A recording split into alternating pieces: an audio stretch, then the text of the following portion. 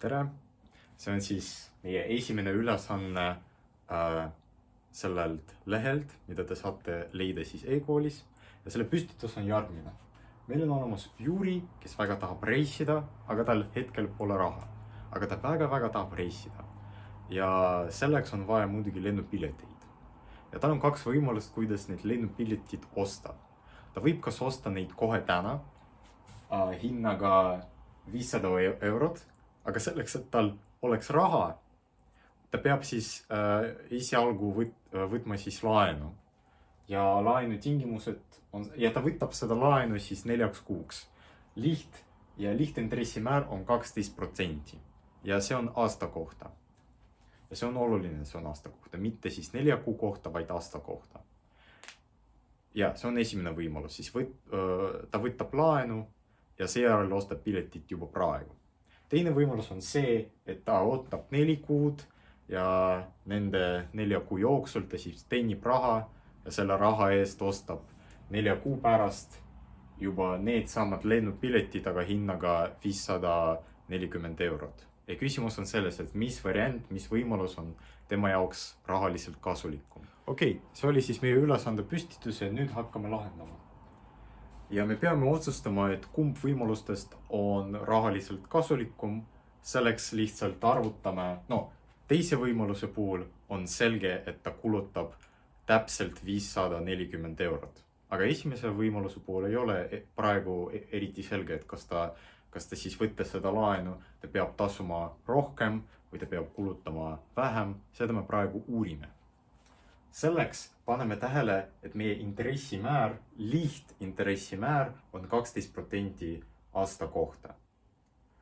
Ja kuna 4 kuud on 1/3 aastast. Ja siis aasta kohta tema algne summa väärtus peab suurenema siis 12% võrra, aga kuna 4 kuud on 1/3 aastast, siis 4 kuuga tema raha väärtus peab suurenema siis 12 jagatud 3%-ga ehk siis 4%-ga. Ehk siis 4 kuu jooksul suureneb tema raha väärtus 4% võrra. Ning selle informatsiooni kasutades võime siis juba leida, kui palju raha ta peab siis kulutama, kui ta võtab seda laenu, et kui palju raha ta peab siis tagasi maksma. Ehk siis kuna ta alustas 500 euroga, siis 4 kuuga selle raha väärtus suureneb siis, nagu me saime aru juba, 4% võrra. Ehk siis me peame seda summat korrutama siis sükse arvuga. Ehk see väljendab, et meie see esialgne summa suurenes 4% võrra. Ja siis osutub, et see on 520 eurot. Ja nagu me näeme, 520 eurot on kindlasti väiksem kui 540 eurot. Ehk siis järelikult, kui ta praegu võtab seda laenu ja ostab need lennupiletid just kohe täna, siis ta peab lõppkokkuvõttes siis kulutama vähem raha. Ning see esimene võimalus on Juri jaoks rahaliselt kasulikum. Okei, ja siis teine küsimus, et selle ülesande B-osa küsib meilt, et mis peab olema selle tehingu intressimäär, et lõppkokkuvõttes need 2 võimalust oleksid omavahel rahaliselt samaväärsed. Ja siis, nagu me juba saime aru, 4 kuud on 1/3 aastast.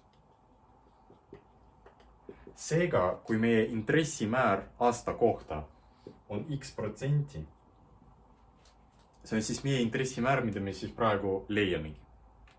Kui see on x%, siis 4 kuuga, ehk siis 4-kuuline intressimäär on x jagatud 3%. Ja me tahame, et kehtiks võrdus 500 korda 1 pluss x jagatud 3, ehk siis see on meie protsendimäär, aga kuna see on protsentidest, siis me peame tema siis teisendama murruks ja selleks jagame veel 100-ga. ehk siis me tahame, et selline võrdlus kehtiks. Sest siis ta peab tagasi maksma just täpselt nii palju raha, kui oleksid need lennupiletid väärt 4 kuud hiljem. Ja nüüd meil lihtsalt jäi ära lahendada see lineaarvõrrand, et X on meie tundmatu ja muud asjad on meie jaoks teatavad ja see on lihtsalt lineaarvõrrandi lahendamine, kus on üks tundmatu, sellega te saate hakkama, aga ma teen sellega pikalt läbi. Okei, no avame sulud lahti, tekib mingi selline avaldis. Ja see peaks võrduma 540-ga ning selle ma kustutan ära. Ning praegu, ma ei tea, me võime, siin lihtsalt andame need saed ära ja meil jääb 500 pluss 5/3 korda X võrdub 540. Viime see 500 paremale. Meil jääb 5/3 X on meil 40 ning sellest on juba näha, et meie X peab olema vist 24. Ja see peab olema 24. Ehk siis vastus sellele B-osale, et intressimäär aasta kohta selleks, et need võimalused oleksid rahaliselt samaväärsed, see intressimäär peab võrduma meil 24%-ga. Ja see oli siis meie esimene ülesanne. Siis teine ülesanne ja siis selle püstitus on järgmine. Meil on olemas mingi Aleksei, kes paigutas 10 kuus investeerimisfondi teatava rahasumma aasta lihtintressi määraga 5,5%. Ning kui see aeg möödus, siis teenis antud investeering Alekseile siis intressi 80 eurot. Ja siis küsimus on selles, et kui suur oli see hoiusele pandud summa. Esiteks, meil on vaja leida, millega võrdub lihtintressi-määr mitte aasta kohta, vaid 10 kuu kohta. Sest meid huvitab just see ajaperiood ja mitte siis 1 aasta. Ja selleks paneme tähele, et see osa, mida moodustab 10 kuud tervest aastast, on muidugi 10 jagatud 12-ga, sest aastas on 12 kuud. Ja see murd on tegelikult lihtsalt 5/6 muidugi. Ning järelikult see lihtintressi-määr, mis meil tekib 10 kuu kohta, on lihtsalt 5/6 5,5-st. Ja see on siis see intressimäär, mis meid päriselt huvitab. Ja nüüd me võime juba koostada see võrrand, mis seoks meil kõik ülesandes antud andmed kokku. Kuidas me seda teeme? Tähistame S-iga otsitava summa, et ütleme, et S on otsitav summa. Siis tegelikult me peame lihtsalt arvutama intressi selle ajaperioodi jooksul. Ja me teame siis juba seda lihtintressi määra. Ning järelikult selleks, et leida intress, me peame meie otsitava summa lihtsalt korrutada läbi selle arvuga siin. Aga see asi meil siin on protsentides ning järelikult me peame esialgu seda teisendama murruks. Ehk siis jagame veel 100-ga. Ning järelikult me saame, et meil kehtib selline võrdlus. Ja see võrdub 80. Ning järelikult me võime sellest võrrandist juba avaldada seda otsitava summat. Ning kui me kasutame kalkulaatorit, siis me saame, et otsitav summa, ehk siis summa, mida Aleksei pani siis tähtajalisele hoiusele, on selline 1745,45 eurot. Ja sellega on siis teine ülesanne ära lahendatud. Viimane 3. ülesanne on järgmine. Et meil on 2 tegelast, Jan ja Martin, ja Jan investeeris teatud rahasumma ja seda rahasummat me siis peame lõpus leidma. ja te investeeri seda rahasumma 8 kuuks lihtintressimääraga X%. Ta sai kätte 2000 eurot. Aga tema sõber Martin, ta panustas juba 2 korda suurema rahasummat võrreldes Jaani omaga. Sama lihtintressimääraga X%. Ning ta sai kätte juba 4050 eurot. Ja me peame siis leidma, mis rahasummat nad siis tähtajalisele hoiusele panid ning millega võrdub lihtintressi määr. Okei, kuidas me siis hakkame seda ülesannet lahendama? Esiteks tähistame Jaani poolt pandud summa S-iga. Et olgu S Jaani poolt pandud summa.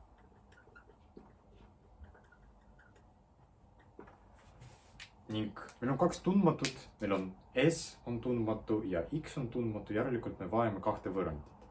Ning kuidas me saame neid koostada? Kasutame ära need teadmised, mida me siis ülesande tingimuses teame. Me teame, et Jan pani oma rahasumma 8 kuuks lihtintressimääraga X. Ja siis see X on meil aasta kohta, mitte siis 8 kuu kohta. Järelikult me peame leidma, millega võrdub lihtintressimäär 8 kuu kohta. Seda on väga lihtne leida, sest 8 kuud on 3/4 tervest aastast. Sest aastas on 12 kuud ning järelikult siis 8 kuud on 3/4 tervest aastast. Ning järelikult Jaani puhul kehtis lihtintressi määr 3/4 X-ist. Ning lihtsalt avaldame, millega võrdub siis see summa, mida ta lõpus sai kätte. Et tal oli esialgne summa S ning kuna tegemist on lihtintressiga, siis 8 kuu jooksul ta kasvas 1 + 3/4 korda X võrra. Jälle see 3/4 tuleb. Ja siis teeme veel sellise tähelepaneku, et X on meil protsentides. Ja protsentidega on tegelikult mitte eriti mugav töötada ning teeme muutuja vahetuse. Paneme näiteks, et Y on X jagatud 100-ga. Kui selline asi on tehtud, siis see on juba tõene. See võrdus. Ja see peaks võrduma 2000-ga. Okei. Me saame siis esimese võrrandi ja jälle see 3/4 tuleb seetõttu selle Y ette, et ta pani oma raha mitte terveks aastaks, vaid 8 kuuks. Okei, see on meie esimene võrrand. Meil lõpus siis tuleb võrrandisüsteem, mis koosneb 2 võrrandist. Okei, siis kuidas me saame koostada siis teine võrrand? Kasutame siis seda teadmist, et Martin pani juba 2 korda suurema rahasumma. Ehk siis võime siia kirjutada juba mitte S, vaid 2S. Ning ta juba pani terveks aastaks. Järelikult see lihtintressi-määr, mis tema puhul kehtis, on X ise, sest X ongi lihtintressi-määr 1 aasta kohta. Ning järelikult kehtib selline võrdus. Ja see võrdub 4050. Me võime seda teist võrrandit natukene teisendada. Nimelt me võime siis 2-ga mõlemad pooled läbi jagada. Siit see 2 kaob ära ja see 4050 muutub siis arvuks 2025, mis omakorda on see aasta, mis omakorda on lihtsalt meie praeguse aasta number. Okei. Ning meil on lihtsalt 2 võrrandit ja 2 tundmatut ning me peame siis lahendama seda võrrandisüsteemi. See ei ole keeruline, näiteks üks võimalus on näiteks korrutada see võrrand arvuga 4/3. Miks on see kasulik? Vaatame, mis juhtub, kui me korrutame seda võrrandit sükse arvuga. See muutub siis ja avame ka sulud lahti.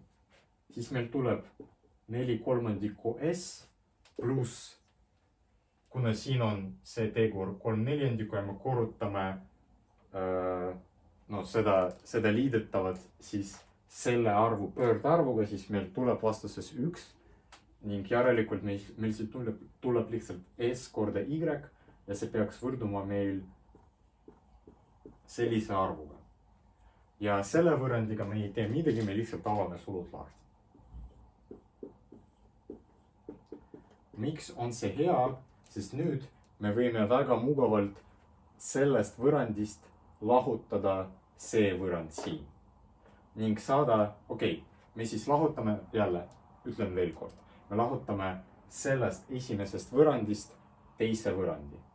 Ning me saame pärast seda operatsiooni, et 1/3 S võrdub 8000 kolmandikku miinus 2025. Ja selleks, et leida S, peame lihtsalt mõlemad pooled läbi korrutada 3-ga. Sest siis vasakul meil tuleb lihtsalt S. Ja kui me teeme seda, siis mis meil juhtub?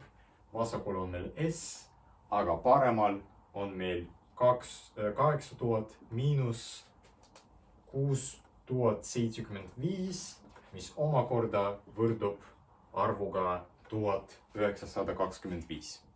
Ning järelikult see summa, mida Jan pani tähtajalisele hoiusele, on võrdne selle arvuga ning Martini poolt pandud summa on lihtsalt 2 korda suurem kui see arv, mida me siin saime. Ja siis on vaja leida ka X-i, selleks leiame Y-i ja korrutame siis 100-ga. Aga Y-it on väga lihtne siis leida näiteks sellest võrrandist, sest ma kustutan midagi tahvlilt ära. No näiteks seda me ei vaja juba. Ma lihtsalt pean enda jaoks ruumi tegema. Ja me teame seda võrrandit ja me juba teame, millega võrdub S. Siis Y on meil 2025 jagatud, millega me siis peame jagama. Mitte see, vaid me peame ka lahutama seda arvu siin. No kuidas ma seda leian? Ma lihtsalt viin seda S-i siit paremale ja jagan siis mõlemad pooled S-iga läbi ja siis vasakul jääb ainult Y. Ja meie S on sükke asi. Ja kui me kalkulaatoriga arvutame, siis vist peaks tulema midagi sellist. Ja siis peame seda teisendame veel protsentideks, selleks lihtsalt korrutame seda arvu, mis me siin leidsime 100-ga ning saame tegelikult x% liigi kaudselt võrdub meil 5,2-ga. Ja see ongi vastus sellele ülesandele ja see oli võib-olla natukene keerulisem ülesanne siin. Te pidite koostama juba 2 võrrandit, mitte 1, aga muidu tore ülesanne. Head aega!